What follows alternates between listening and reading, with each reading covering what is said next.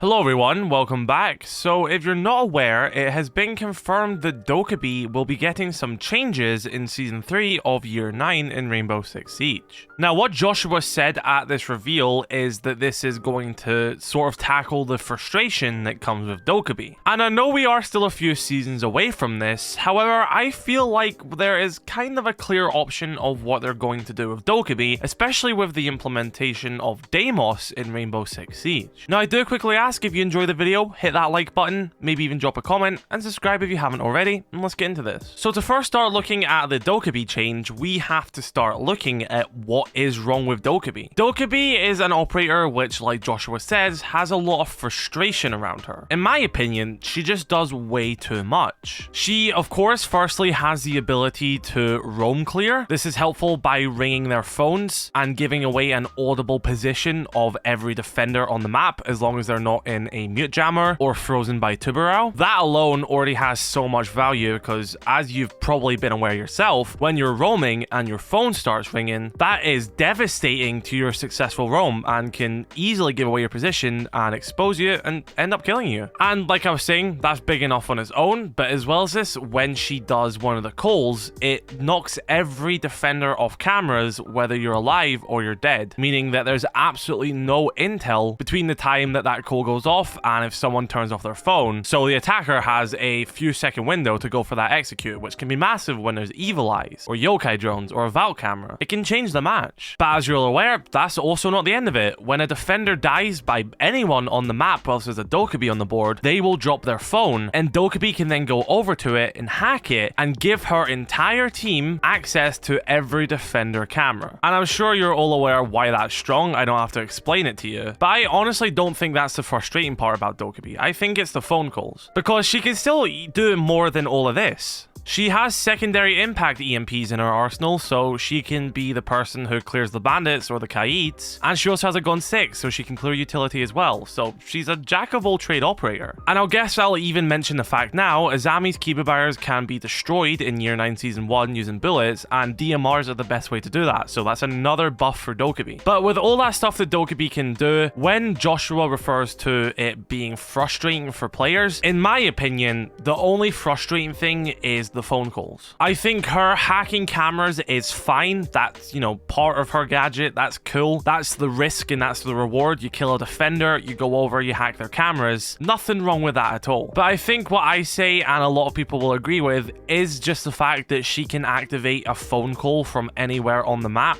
And that's definitely where a lot of frustration comes from, because a lot of people aren't fan of like these universal gadgets where the operator doesn't really have to do anything, such as like Lion, who can just activate his gadget and spawn, or maybe Finka, and I guess to a certain extent Deimos, but I think Deimos is a lot more balanced and fair since it does require a lot more variables rather than just instantly spawning in and doing it. So I definitely do believe it is going to be the phone calls being addressed, and I honestly have a feeling that they're going to go down the same route as Deimos. If you do not know, and you've not seen my videos, Deimos firstly requires someone on the map to be scanned. So that means in the prep phase or during the action phase, you must scan an operator using your drone or ping their gadget so they appear at the top of the screen as a marked operator. And despite how many operators he may have scanned, he can only do one at a time. And of course, the whole thing with it pings Deimos as well. I think that's going to remain unique to Deimos. But his gadget is a lot more fairer in my opinion than Lion than Dokkaebi. It requires you to scan the operators first, and then you also can only pick one at a time. Jackal is sort of in that boat as well. I know a lot of people think that Jackal is OP,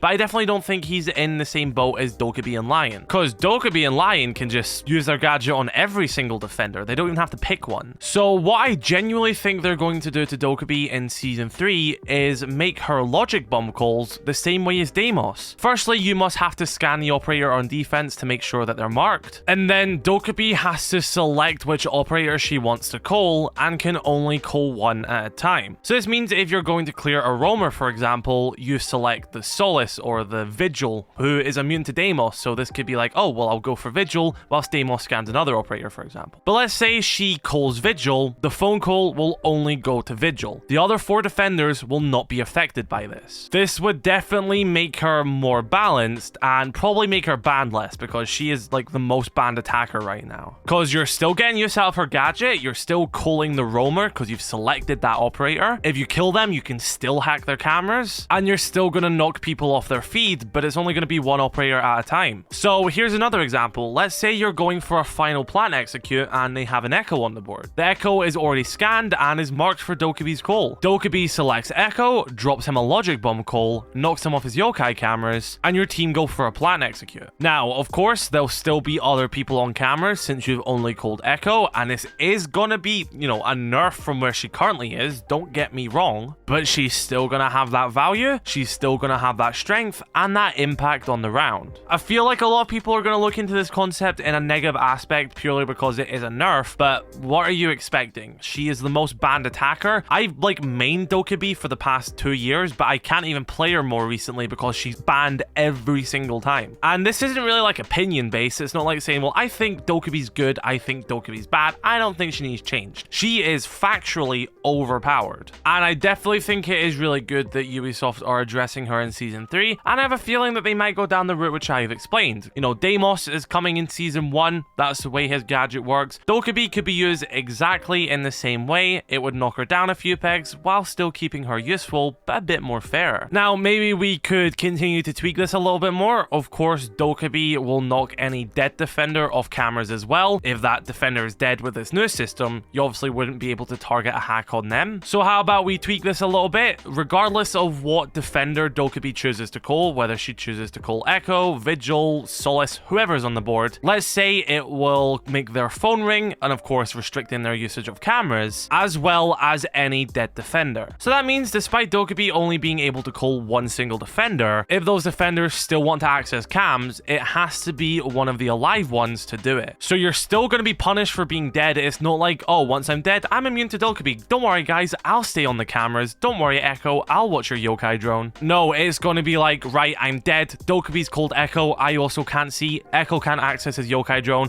We've got 2 other defenders alive. What do you guys need to go on this Vault camera or Echo drone? Check that plant is going down. So yeah, Dokkaebi is still going to be extremely useful if they do this, but it's going to remove that aspect of everyone on the map getting their audible position revealed, as well as them not being able to access cameras at the one time. It would be okay if Dokkaebi could do that if she didn't have all these other things as well, but she just has too much, and I think her losing this is pretty fair, and I really hope they do go down this route for the rework. But I want to extend the question to you. What else do you think they could do for this Dokkaebi change? Like, maybe they do change her hack and they make it like, oh, she can only hack default cameras, or there's like a certain way that defenders can revoke the access from Dokkaebi. I think that's a bit too complicated. I don't really think they're going to go down that aspect. And when Joshua said the frustration it comes from Dokkaebi, I definitely think the frustration does come from the phone call. I genuinely don't think it's frustrating to get your cams hacked. It's kind of just like, oh shit, cams are hacked, someone shoot this, or just beware, cams are hacked. It's not frustrating. It's just, okay, they've got a Dokkaebi on the board. But the phone call, especially when you're roaming and all this other stuff, is not really it. But of course, we're gonna have to wait until Year 9 Season 3 to learn this. Year 9 Season 1 isn't even out at the time of recording. It's out in 11 days. So, you know, we'll see how it goes. We'll see how everything plays out. Maybe we'll learn more about it in Year 9 Season 2, just as like a little teaser. But for the time being, we have the launch of Deimos and what I'm personally excited for in Season 2, the recruit rework, which I'll have some theory videos on. I've already made some in the past, but now that it's actually officially coming, I'll make some new ones, and I just cannot wait to play that. I'm sure a lot of you are all excited as well. So as always, be sure to let me know your thoughts in the comment section below. Drop a like on this video if you did enjoy. Subscribe if you're new. I'll catch you later. I love you all. Stay safe. Peace.